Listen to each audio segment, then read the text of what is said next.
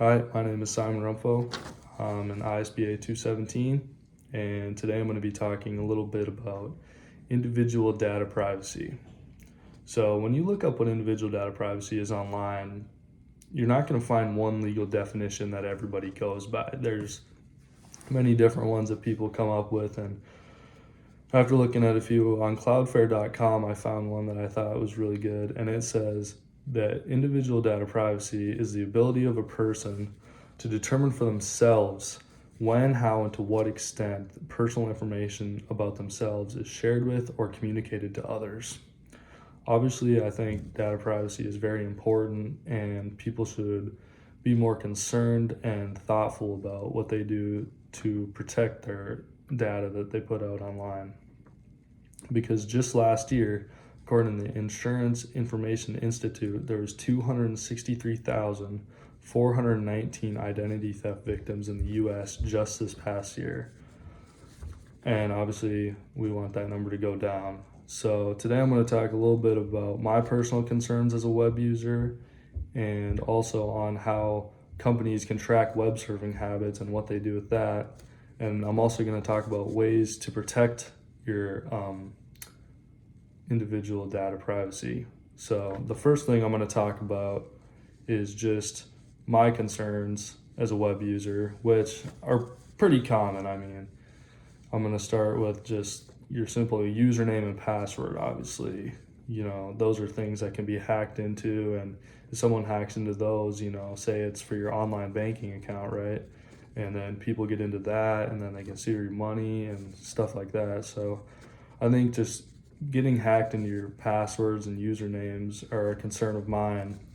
Another thing is like your SSN, if people can get in to that, I mean, obviously that can do a lot of damage to yourself. And so I think we just need to find ways to protect against people getting into your username and password. And once they have that, they can get into stuff like your SSN, your banking accounts. So we got to protect against that. Another thing is how when Google saves your passwords, because now they have that new thing where they can save all your passwords in one spot, you don't really know who all sees that, right? And if a hacker, say, hacks into one account and that password, they can all get into all your passwords for all your different websites that you're saving them for on your computer. So I think, we just need to be really cautious about how many passwords we save on there and just cautious about using, stronger passwords. Another thing is phishing scams. Just last week, I had an email from UND that I had won this prize, and I went to click on the link. I thought it looked real, thought it looked good, and I went to click on the link, and I got an email instantly back from the university and said that it was a phishing scam test. Obviously, I failed and didn't win a prize, which I was kind of disappointed about. But, those are the things that obviously, I fell for it, so I need to, be a little bit more aware myself and just can't, click on just random links and stuff like that. I got to be a little more aware and make sure everything that I'm clicking on is real, because obviously, if it wasn't just a test, a lot of stuff could have been hacked into. Another thing is I just think people need to be more aware with how using your passwords and stuff like that. And then another thing is, I think like texting like a password to someone, if a hacker can hack into your phone and your messages, obviously they're going to find that password, and that's, something you can easily get hacked into. If you're texting a credit card number, obviously those are just things that I think you just probably shouldn't text people about. I think those are things that you should just talk about in person and write them down, because if a hacker gets a hold of those, they're going to do a lot of damage to you, right? So, and then another thing is just, when you're online, hackers, they can see, your web surfing habits, right? And companies can track those. And I don't really have that much of an opinion on it. I think that it doesn't really matter, because they're going to do it anyways. And that's how like a computer makes their search engines, obviously. And a search engine is, it's helpful when you type in stuff, and what you previously popped up's right there, or what you're trying to look for is right there. Because obviously they're going to put stuff up that you have looked at in the past, or obviously stuff that you're going to look up or they anticipate you to look up based off your past searches, which is obviously helpful in some cases, but sometimes it can be dangerous. And obviously, if you look up the wrong stuff, you're probably going to get flagged, which you probably just shouldn't do. I think there isn't a whole lot about that, but I think the tracking your location, I think, is a bigger concern for me than them seeing what I look up. But they kind of tie into each other because, say, I order, I don't know, just anything online, and that package is getting tracked, obviously, and you can see where it's going to go online. So, say some third party, hacker gets in and he sees where it's going and where you ordered it from. Like, if he wants to steal that, he can cut it off on the shipment or whatever, and he can get into that. So you got to be, careful with, who you're buying stuff from, because obviously every site isn't as reliable as others, and you just need to make sure that you're just being careful when you're buying stuff. And another thing is, say you work for a company, right, and you're using a company car. Obviously, they're going to want to track that just in case some, bad happens. But say you're ordering a pizza or something, and, a third party wants to hack that, and, he cuts the pizza off halfway.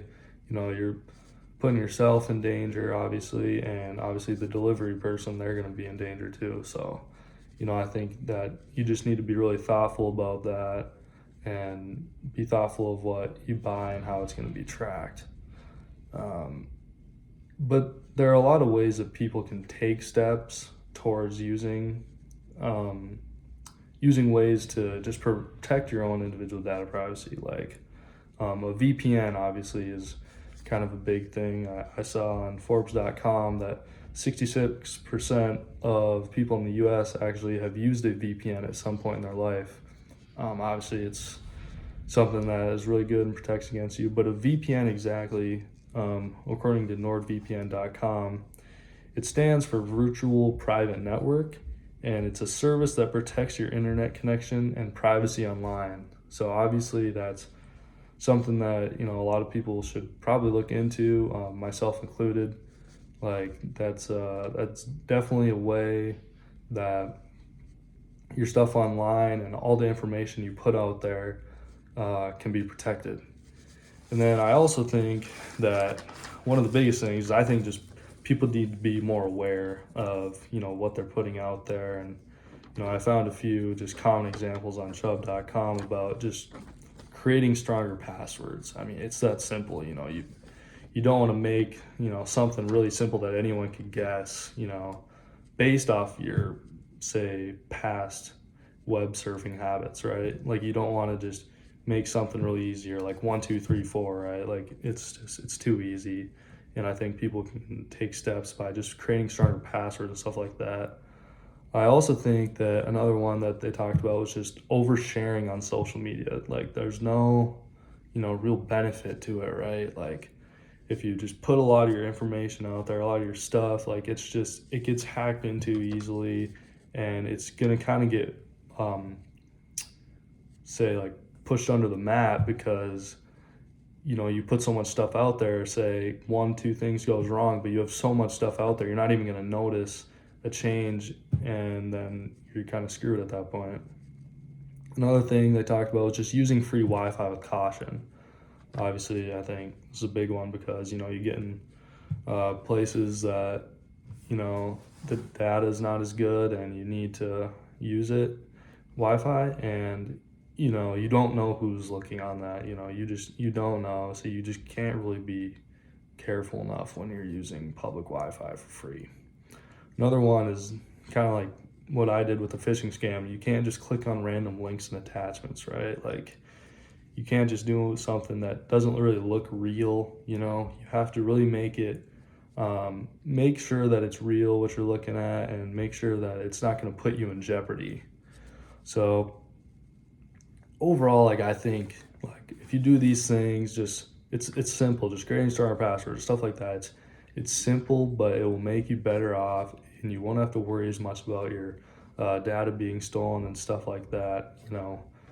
We talked about kind of my concerns as a user, how like your web surfing habits can come back to hurt you, and just we talked about some ways to protect yourself against, just hackers and just protecting your own data out there because it's really important. And I think, we really got to be cautious and we really need to be thoughtful because individual data privacy is very important, and it's something that if it gets hacked into, you're going to be in a lot of trouble. So I think it's just really important, and we just got to be really cautious with how we go about that.